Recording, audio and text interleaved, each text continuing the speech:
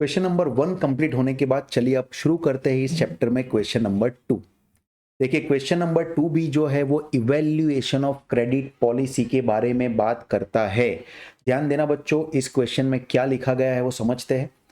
A company has prepared the following projections for a year.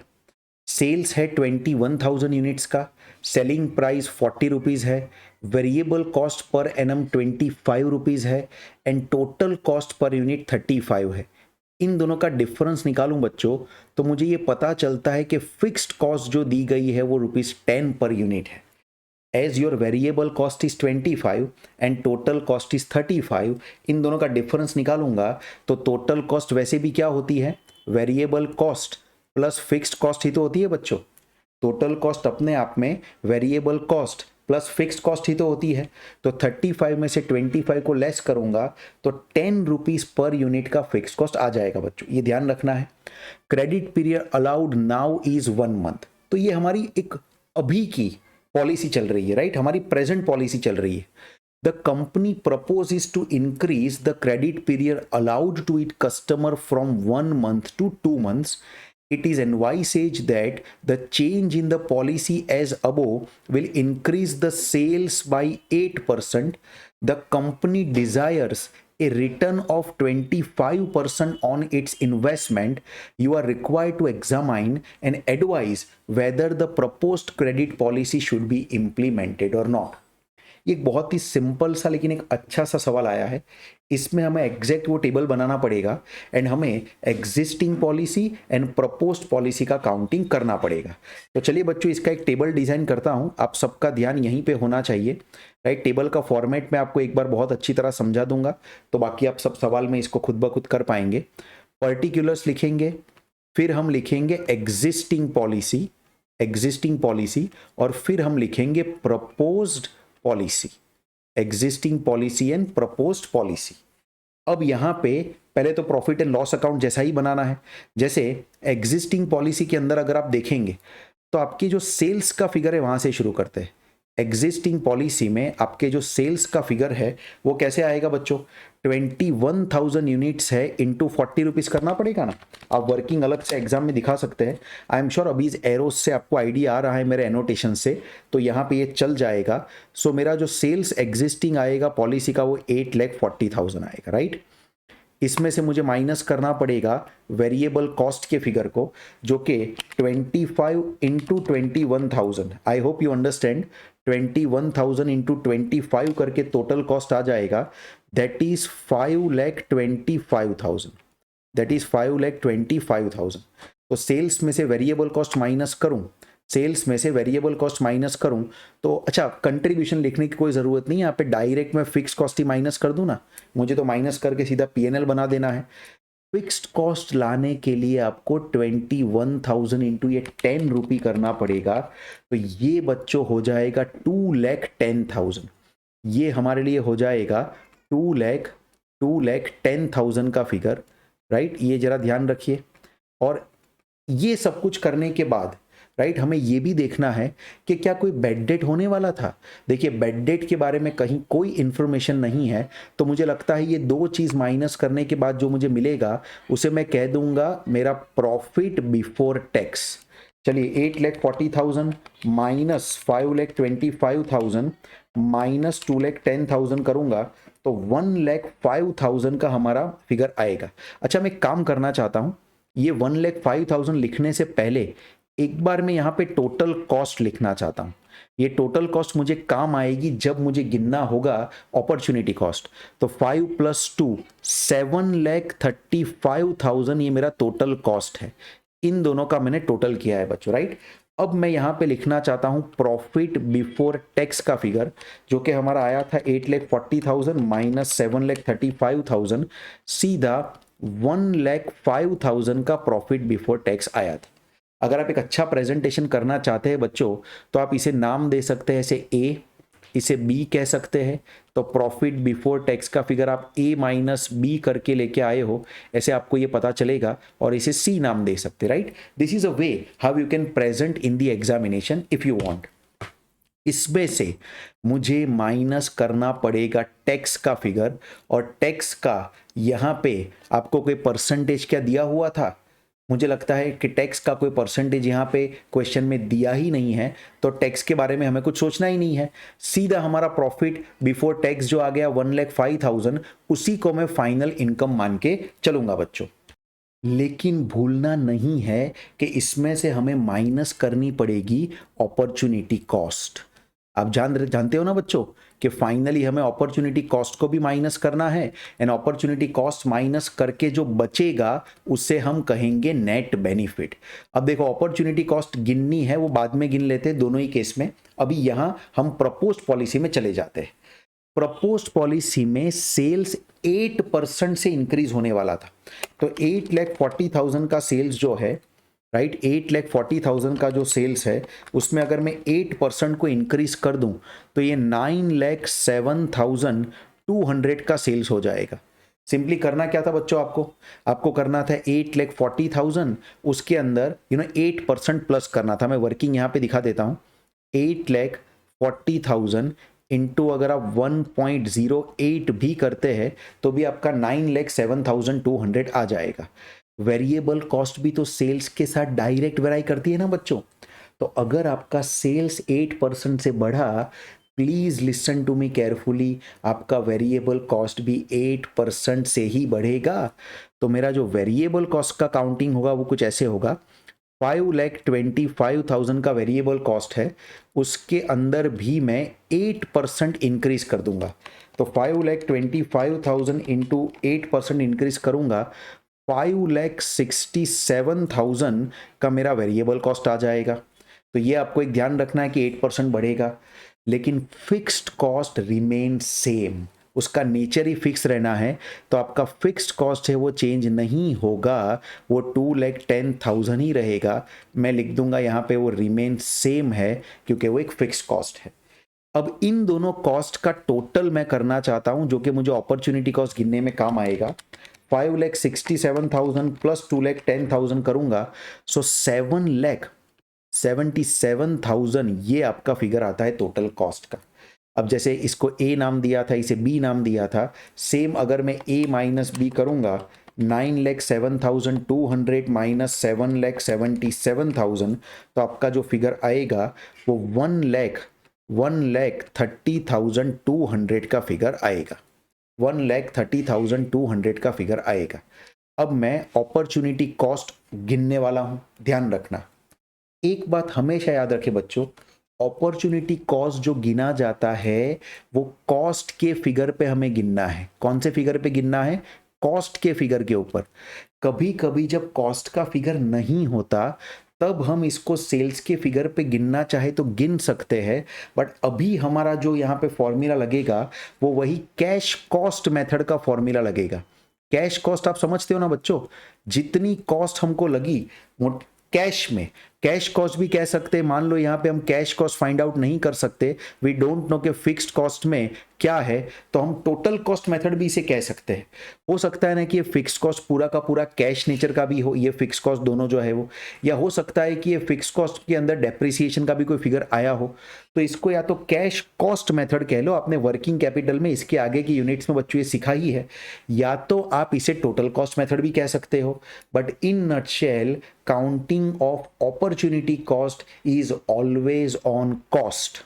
अब देखो, मेरा जो कॉस्ट लगा हुआ था पहले वाले एग्जिस्टिंग पॉलिसी में वो 7,35,000 का था, तो देखिए उसका मैं अपॉर्चुनिटी कॉस्ट यहां पे गिनता हूं, वो कैसे आएगा ध्यान दीजिए।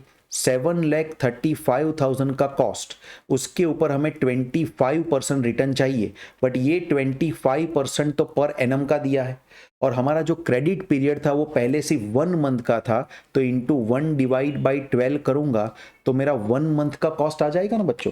7,35,000 इंटू 25% डिवाइडेड बाई 12, हमारा जो कॉस्ट आएगा अगर मैं राउंड फिगर करके लिखूं तो 15,313 का हमारा अपॉर्चुनिटी कॉस्ट आ रहा है। तो देखिए पहले में तो अपॉर्चुनिटी कॉस्ट आ जाएगा 15,313 का कॉस्ट। आई एम श्योर आपको बात समझ में आई होगी। एंड सेकेंड अपॉर्चुनिटी कॉस्ट की अगर वर्किंग करूं in case of proposed policy, तो प्रपोज्ड पॉलिसी के अंदर हमारा जो टोटल कॉस्ट है वो 7,77,000 है। इसके ऊपर 25% का कॉस्ट लग जाएगा और मैं इसको कर दूंगा, इसको मैं कर दूंगा 1/12 नहीं, अब हम इसका क्रेडिट पीरियड 2 मंथ्स करने वाले थे, तो सेकेंड अपॉर्चुनिटी कॉस्ट आपको 2 मंथ का लगेगा, तो मैं उसे 2/12 करके लिख सकता, right. So 7,77,000 into 25% divided by 12 into 2 करूंगा, तो ये आपका आंसर आएगा 32,375। देखिए आपने 8% सेल जरूर बढ़ाया, 1 मंथ का क्रेडिट पीरियड इंक्रीज करके आपने 8% सेल जरूर बढ़ाया, लेकिन उस 8% सेल्स बढ़ाने के चक्कर में आपकी अपॉर्चुनिटी कॉस्ट डबल से भी ज्यादा बढ़ गई है। ये इंपॉर्टेंस है अपॉर्चुनिटी कॉस्ट को ध्यान में रखने का। कुछ पाने के लिए आपको जो कुछ खोना पड़ा, ये वो खोना पड़ा वाली बात है, क्या खोया आपने। सो ये था, इससे हमको नेट बेनिफिट मिलेगा। पहले केस में नेट बेनिफिट आ जाता है 89,687 एंड दूसरे केस में जो नेट बेनिफिट आ जाता है वो आ जाता है बच्चों 97,825। 97,825। अगर आप देखेंगे तो दोनों ही पॉलिसी के नेट बेनिफिट के फिगर आपको मिल चुके हैं। आप देखिए कि कौन से टेबल में आपको नेट बेनिफिट ज्यादा दिख रहा है, कौन से टेबल में आपको नेट बेनिफिट ज्यादा दिख रहा है। नेचुरली इस प्रपोज्ड पॉलिसी के अंदर नेट बेनिफिट ज्यादा है, तो आपको इस प्रपोज्ड पॉलिसी को, कंपनी को इस प्रपोज्ड पॉलिसी को सिलेक्ट करना चाहिए।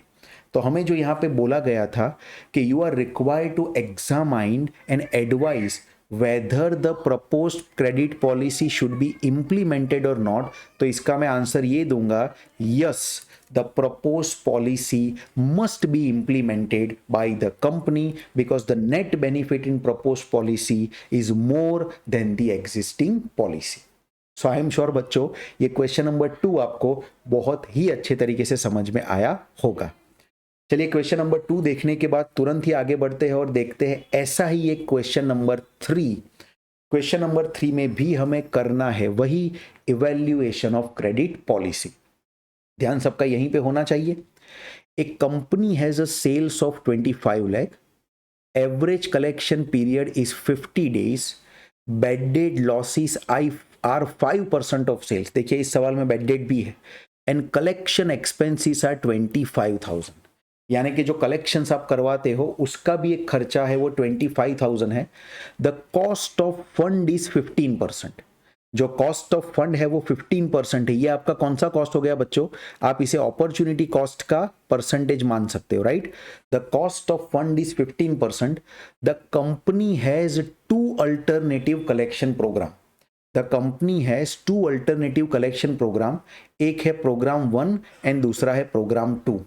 अब देखो आपको average collection period reduce to 40 days दिया है and average collection period reduce to 30 days दिया है। इस बार हम क्रेडिट पीरियड बढ़ाने की बात नहीं कर रहे, प्रपोज्ड पॉलिसी में पहले के मुकाबले क्रेडिट पीरियड कम होने की बात चल रही है, right. Bad debt losses reduce to 4% and 3%। बहुत ही सिंपल है, अगर आप क्रेडिट पीरियड को कम करोगे तो नेचुरली आपका बैड डेट का लॉस भी तो कम हो जाएगा।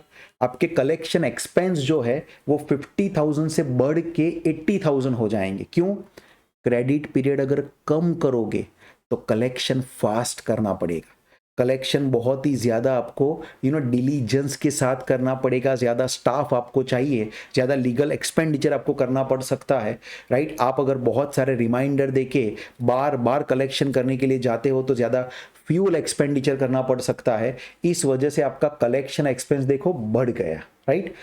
Evaluate which programme is viable. Simple सवाल है, सेम टू सेम हमें टेबल बनाना है जैसा हमने क्वेश्चन नंबर 2 में बनाया है। तो चलिए बच्चों करते हैं शुरुआत।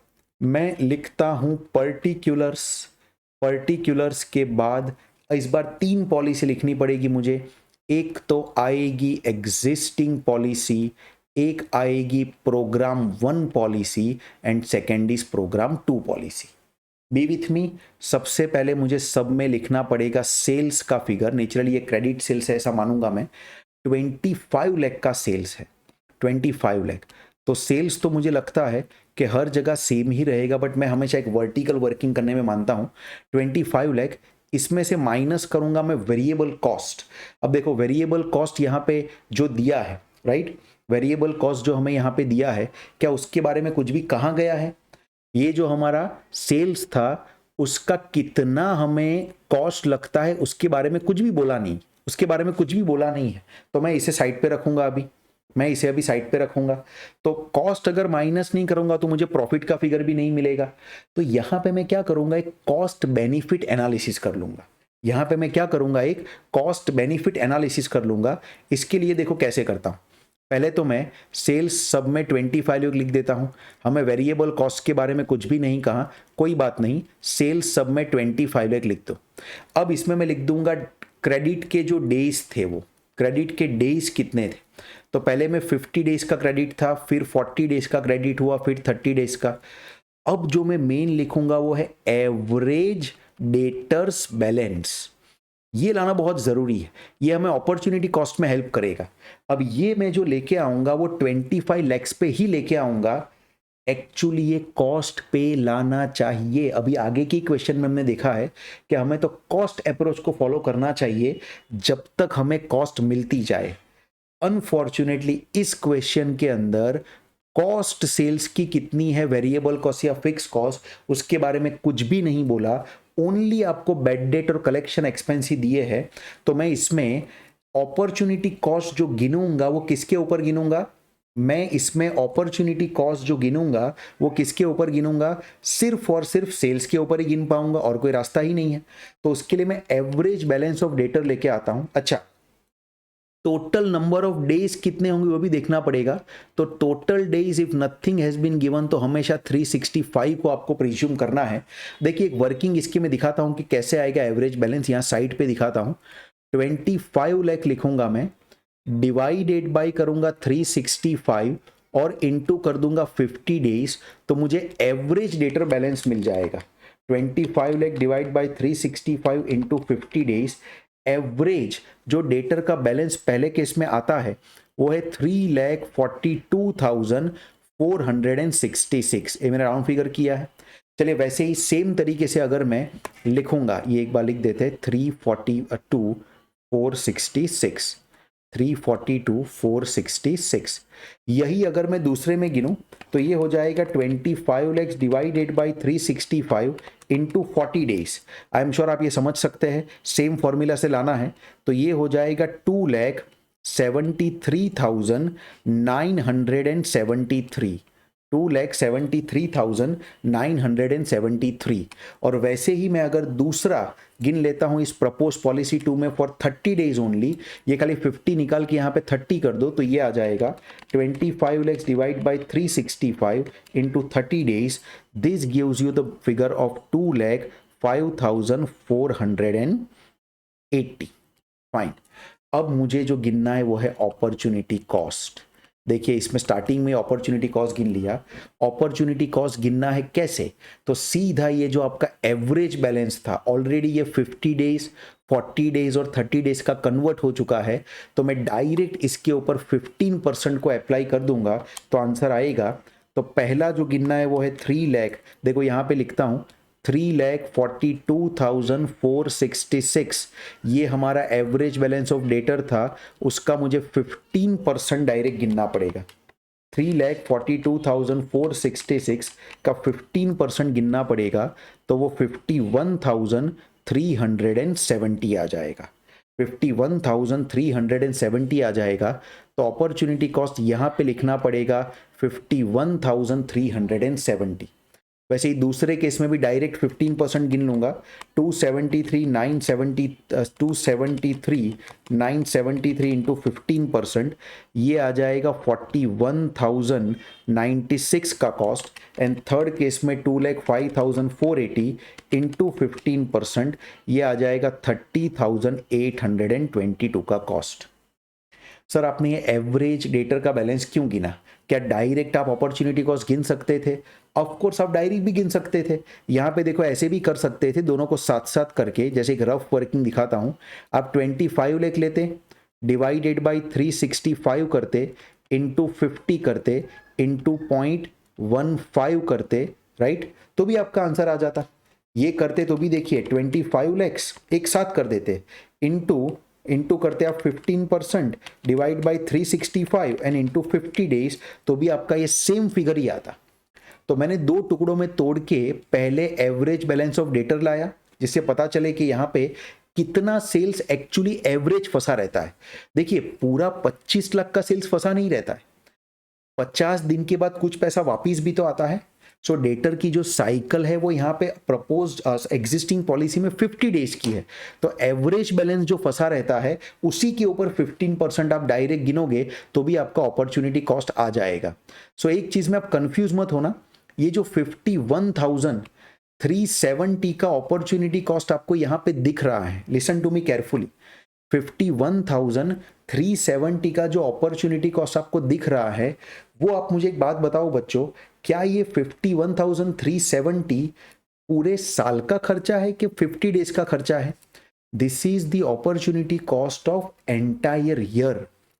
बट वो एंटायर ईयर ये आपकी अपॉर्चुनिटी कॉस्ट पर एनम की है बच्चों, समझ लेना, क्योंकि एंटायर ईयर जो आपका एवरेज पैसा फंसा रहेगा वो 3,42,466 ही फंसा रहेगा, तो उसके ऊपर डायरेक्ट 15% गिन के आप 51,370 का अपॉर्चुनिटी कॉस्ट लेके आ गए। अब इसी के अंदर दूसरे कॉस्ट को ही ऐड करना पड़ेगा। तो आप जानते हो बच्चों कि दोनों ही मतलब तीन केस में हमें बेड डेट का भी पर एनम का कॉस्ट लेना पड़ेगा। देखिए पहले जो बेड डेट थी वो 25 लाख रुपीस का सिर्फ 5% बेड डेट था, पूरा 25 लाख इंटू 5% गिनो तो 1,25,000 का तो इसमें बेड डेट का कॉस्ट आ जाएगा। दूसरे के अंदर बेड डेट गिनूंगा तो बेड डेट 4% हो गया है, सो 25 लाख इंटू 4%, यानी यहाँ पे जो बेड डेट के लॉस का फिगर आएगा वो 1 लाख आएगा। एंड थर्ड केस में हमें बेड डेट हो जाने वाला है 3%, तो 25 लैक्स इंटू 3% करूं सो 75,000 का हमारा बेड डेट का लॉस आ जाएगा। तो देखिए बेड डेट भी आ गया। तीसरा जो मुझे कॉस्ट लिखना है बच्चों वो है कलेक्शन एक्सपेंस। इसमें इनकम की कुछ बात ही नहीं है, सभी एक्सपेंडिचर के ऊपर ही हमारा काम होने वाला है। ये कलेक्शन एक्सपेंस भी हम लेंगे पर एनम का ही, राइट। देखिए पहले केस में कलेक्शन एक्सपेंस आपको 25,000 दिया था, सेकेंड केस में वही कलेक्शन एक्सपेंस इंक्रीज होके 50,000 हो रहा है, एंड थर्ड केस में वही कलेक्शन एक्सपेंस इंक्रीज होके 80,000 हो रहा है। अब हमें करना क्या है, आई एम श्योर आपको मालूम पड़ गया होगा। इतनी जो तीन कॉस्ट हमारी आई है ना, एक अपॉर्चुनिटी कॉस्ट, एक बेड डेट का कॉस्ट और एक कलेक्शन कॉस्ट, इन तीन का टोटल करके हमें टोटल एक्सपेंडिचर ऑफ रिसीवेबल लेके आना है। क्या कह रहा हूं समझ रहे हो बच्चों? मुझे यहां पे टोटल एक्सपेंसेस ऑफ रिसीवेबल लेके आना है। देखिए पहले केस में 51,370 प्लस 1,25,000 प्लस 25,000 होके 2,01,370 का टोटल एक्सपेंस आ रहा है। दूसरे केस में 41,096 प्लस 1 लाख प्लस 50,000, दूसरे केस में 1,91,096 का एक्सपेंस आ रहा है। और तीसरे केस में अगर आप देखेंगे 30,822 प्लस 75,000 प्लस 80,000, सो 1,85,822 का टोटल एक्सपेंडिचर आता है। अब मैं आपसे पूछना चाहता हूं कि यहां पे अगर टोटल एक्सपेंस के बेस पे हमको फैसला लेना हो, क्योंकि प्रॉफिट के लिए जो वेरिएबल कॉस्ट होनी चाहिए, टैक्स रेट होना चाहिए, वो सब दिया ही नहीं था, मुझे टोटल एक्सपेंस के बेस पे अगर फाइनल डिसीजन लेना हो तो आप बताइए कि कौन सी पॉलिसी आप सिलेक्ट करेंगे, नेचुरली पॉलिसी 2, क्योंकि पॉलिसी 2 के अंदर जो आपका total expenditure to manage receivable है वो सबसे कम आया है।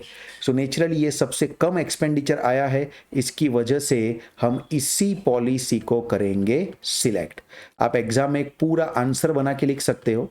कैसे आंसर लिखेंगे सुनिए, since the total expenditure to manage the receivable is least in case of proposed policy 2, the company should go for or a company should select proposed policy 2. एक बात मैं आपको वापस बताना चाहता हूं बच्चों कि इस बार मैंने जो अपॉर्चुनिटी कॉस्ट का काउंटिंग किया है वो मैंने सेल्स के ऊपर किया है, इस बार मैंने कॉस्ट के ऊपर नहीं किया है। अगर आप आगे का क्वेश्चन एक बार वापस देखें तो मैंने ही आपको सिखाया था कि आपको टोटल कॉस्ट अप्रोच या तो कैश कॉस्ट अप्रोच का यूज करना है जब आपके पास अलग अलग कॉस्ट की डिटेल हो। लेकिन कभी कभी क्वेश्चन में कॉस्ट की डिटेल जब नहीं होती है तब हमें सेल्स के ऊपर अपॉर्चुनिटी कॉस्ट गिनना पड़ेगा, ऐसा भी मैंने आपको बताया था। अब देखिए थर्ड क्वेश्चन ही मैंने ऐसा लिया था जिसके अंदर आपको कॉस्ट के बारे में, वेरिएबल कॉस्ट कितना है, फिक्स्ड कॉस्ट कितना है, उसके बारे में कोई भी डिटेल नहीं दिया था। और उसके बारे में कोई भी डिटेल नहीं दिया होने की वजह से आपको मजबूरन जो अपॉर्चुनिटी कॉस्ट का फिगर गिनना पड़ा वो सेल्स के ऊपर ही गिनना पड़ा। बट ये मजबूरी है, कुछ नहीं कर सकते तो सेल्स के ऊपर गिन सकते हैं। एग्जाम में आप चाहे तो एक नोट जरूर लिख के आइए, एग्जाम में आप चाहे तो एक नोट जरूर लिख के आइए। क्या लिखेंगे नोट्स के अंदर? Since no detail regarding cost of the sales is given, opportunity cost of capital is computed on the figure of sales। ऐसा आप लिख के आ सकते हैं। तो देखिए बच्चों कितना आराम से आपका ये सवाल हो जाता है। ये कॉमन सेंस वाले सवाल है बच्चों, इसमें सच कहूँ ना तो सीखने की कोई ज़रूरत नहीं है। अगर आपको प्रैक्टिकल लाइफ में थोड़ा बहुत हिसाब लगाना आता है, क्या खर्चा हुआ क्या इनकम हुई, तो उसी का नेट ऑफ करके आप ये लेके आ सकते हैं। So I am sure question number 3 और उसकी सारी वर्किंग आपको बहुत ही अच्छे तरीके से समझ में आई होगी दोस्तों।